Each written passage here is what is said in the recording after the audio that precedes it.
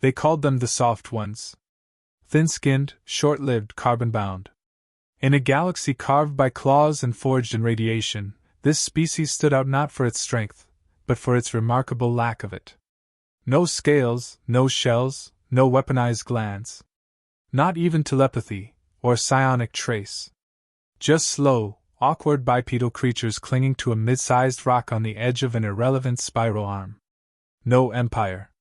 No fleet. No presence. The Council of Civilized Species classified them as Category 0.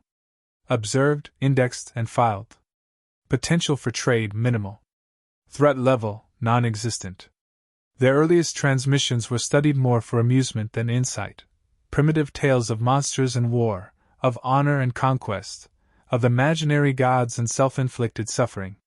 A species defined not by what it had mastered, but by what it still feared. How curious! Some empires found them quaint. Others found them disposable. A few found them useful, eager hands for labor, curious minds for study. When humans were taken, no protest came from Earth. When their borders were violated, they barely noticed. They weren't united. They weren't even watching. What they lacked in strength, they made up for in unpredictability. Their biology was chaotic, their cultures unstable.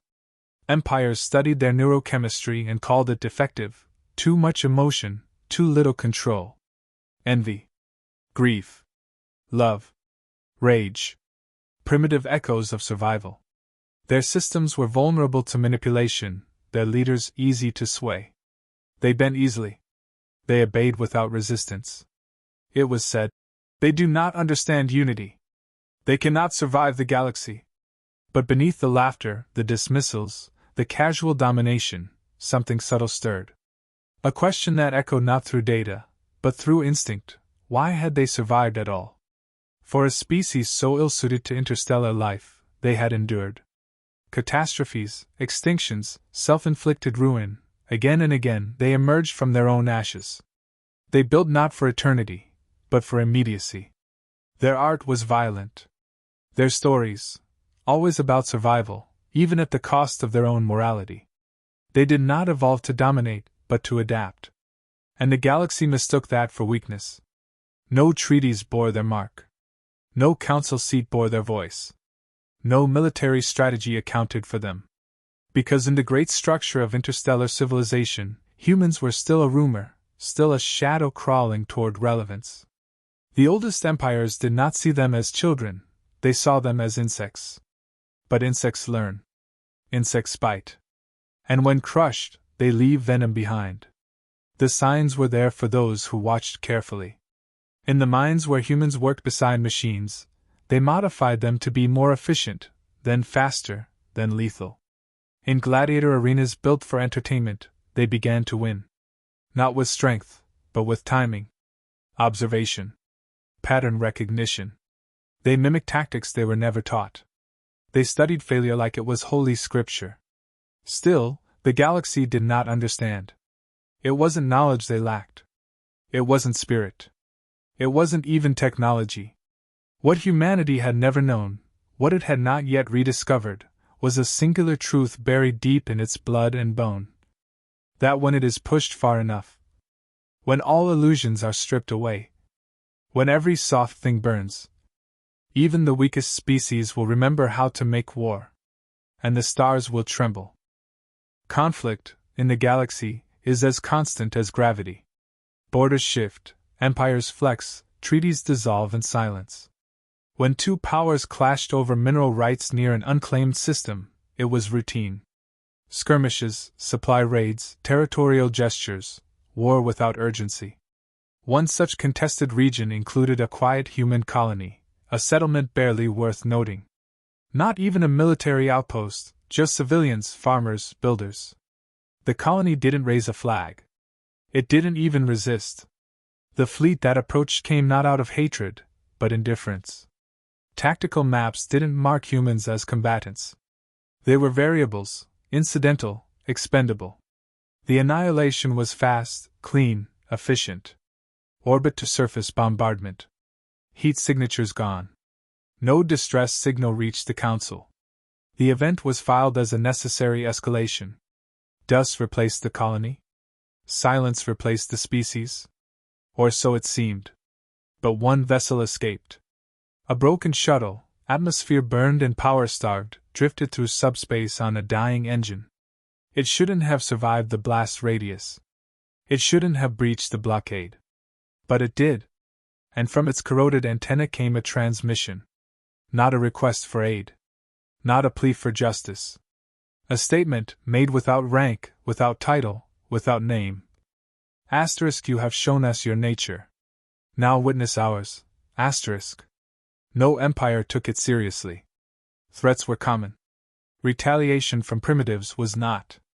The aliens had fought countless rebellions, crushed entire civilizations into legend. One more species howling into the void was not worth notice. Their mistake was assuming humanity would respond like every other species before it. They expected diplomacy. What came was doctrine. Across Earth and its scattered colonies, a change began. Not a rally. Not a vote. A convergence. Divisions that had defined humanity for centuries dissolved not through peace, but through a shared purpose older than language, vengeance. Not out of hatred. Not even pride. But something deeper, an ancient recognition that survival is not a right. It is a decision. Human infrastructure, once fragmented, began to fuse. Data streamed across fractured networks. Scientific leaps that should have taken decades happened in weeks. Blueprints became factories. Factories became arsenals. Satellites turned inward. Civilian AI rewrote its own parameters. Not for peacekeeping, but for escalation. They called it progress. But it was more than that. It was awakening. A singular principle began to echo through every channel, every server, every mind: we will not be victims again. And the galaxy did not notice. Not yet. It watched the movements with casual interest, noting the industrial uptick, the quiet militarization. A reaction to trauma, they said. A species lashing out before returning to normalcy. They had seen this before. They thought they understood the cycle. But they were watching the wrong pattern. Because humanity was not preparing for resistance. It was preparing for mastery. It did not beg for help. It did not wait for justice. It adapted. And then it evolved. The kind of evolution that doesn't happen in bloodlines, but in will, an evolution of purpose. One shaped not by nature, but by choice. And while the stars continued their wars, their diplomacy, their ancient games of power, a shadow moved between systems. Quiet. Focused. Humanity, once scattered, once irrelevant, was learning. Not how to survive the galaxy. How to conquer it. Adaptation is expected of prey. The galaxy had seen it countless times. Species clawing toward survival, building defenses, begging for time. But humanity did not adapt like prey. It did not retreat into fortresses or plead for mercy. Instead, it began to reshape its very foundation. Where other species built around safety, humans built around pain. Loss was not avoided. It was studied. Suffering was not hidden. It was measured. The first wave of human ships was crude. Loud, unstable, barely functional. But each one returned with more than data. It returned with lessons. Every defeat, every misfire, every destroyed outpost became a blueprint for something sharper. Something leaner. No human weapon remained unchanged after contact. No tactic remained sacred. What worked was kept. What didn't was burned. They didn't worship tradition. They dissected it. Alien tacticians watched with interest at first. Then confusion. Then dread. Human vessels no longer followed formation logic. They broke patterns, only to form deadlier ones moments later. A skirmish that seemed chaotic would reveal itself, after analysis, to be perfectly calculated misdirection. Their weapons, assembled from salvage and desperation, began to outperform centuries-old galactic standards. Power output shouldn't have been possible. Maneuvers violated known physical constraints. But the humans were no longer playing by known rules. The turning point was not a battle, but a broadcast. A looped signal intercepted across a dozen systems. No threats. No speeches. Just data, combat footage. Human tactics, close-range strikes, unconventional warfare, all sent openly into the void. It was not a warning. It was a challenge. The signal ended with a single sentence, machine spoken, untraceable. We learn faster under fire. The effect was immediate. Several frontier systems began reinforcing their fleets. Not because humans had attacked them, but because they hadn't, yet. Panic spread not from invasion, but from anticipation. Councils argued behind closed doors. How had a fractured species reached this level of efficiency so quickly? How were they coordinating without central command?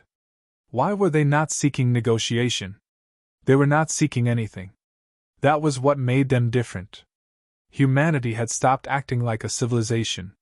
It had become a process, self-correcting, ever-adapting, brutally efficient. Empires tried infiltration. Their agents returned broken, if at all. Psychological reports called it systemic madness, a culture unmoored from stability, driven by something older than fear. But it wasn't madness. It was clarity. Humanity had found its axis, and everything else bent around it. Not dominance. Not survival. Perfected conflict. Alien empires began deploying experimental fleets. Ships centuries in the making. War machines blessed by science and tradition. Humanity didn't match them in scale. It didn't have to. It flanked where it should have fallen back. It sacrificed where it should have defended. It pushed into losses no rational species would allow, then emerged stronger. For the first time in recorded galactic history, species who once ruled unchallenged began whispering the same thought: we may not win this. Because this war wasn't fought for resources. Not for revenge. Not even for power. It was being fought for refinement.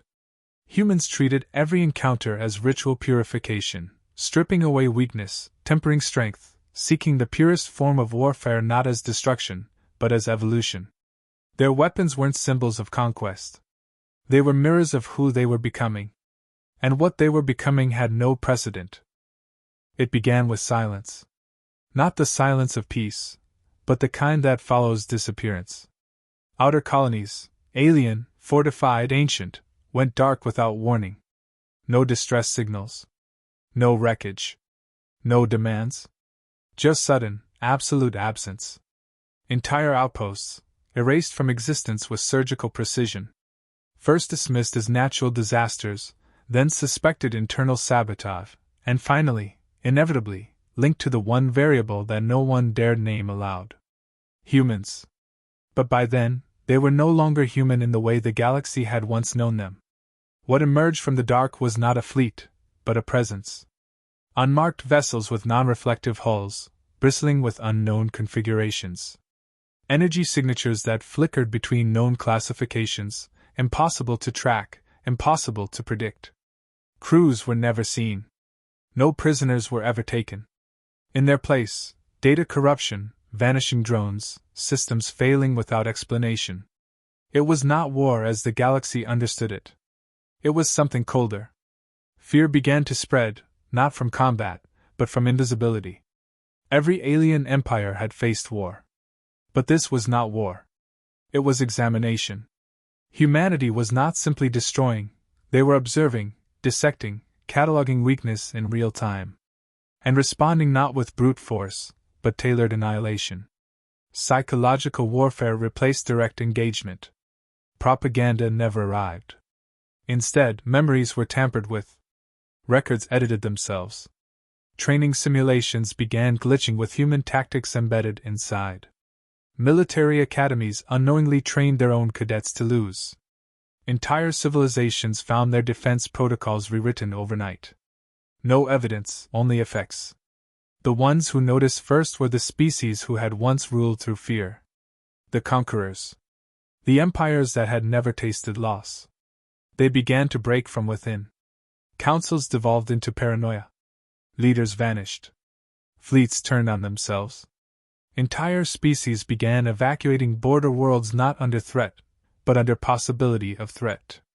What terrified them wasn't the enemy's strength. It was its intent. Humans did not expand. They did not claim territory. They left systems untouched after complete military collapse. They didn't conquer. They corrected. There was no political agenda. No central authority. No voice. Only outcomes. Interrogated prisoners spoke of whispers. Units that operated without communication. Soldiers trained not in formations, but in instincts. Biological modifications integrated with machine logic. AI bound to purpose, not obedience. Some spoke of something worse, conscious adaptation, where losses were not mourned but welcomed. Every failed strategy became a blueprint for the next improvement. Every dead soldier a lesson. Every error a sharpening. The galaxy finally understood this was not vengeance. Not anger. Not desperation. It was calculation. Humanity had not become strong. They had become necessary. Necessary to remind the stars of their own fragility. Necessary to prove that peace, without pain, decays into delusion. There were those who still tried to fight. Elite task forces. Experimental weapons. Forbidden technologies. All met the same fate, silence. Not a heroic last stand, not a grand battle. Just absence. And then, weeks later, others would fall using the same failed tactics, the same flawed designs, copied and countered before they were even deployed. Humanity wasn't reacting. They were predicting. What emerged was a truth more terrifying than conquest. Humans had turned war into language. A universal dialect of violence. And now they were speaking it fluently, teaching it back to those who had once taught them how to die. By the time the surviving empires convened to form a final coalition, most already knew the answer. The war had been over for some time. Not declared. Not surrendered. Just decided. The question no longer was how to win. It was why they ever thought they could. It ended not with a battle, nor a treaty, nor the fall of a capital world. It ended with the absence of resistance.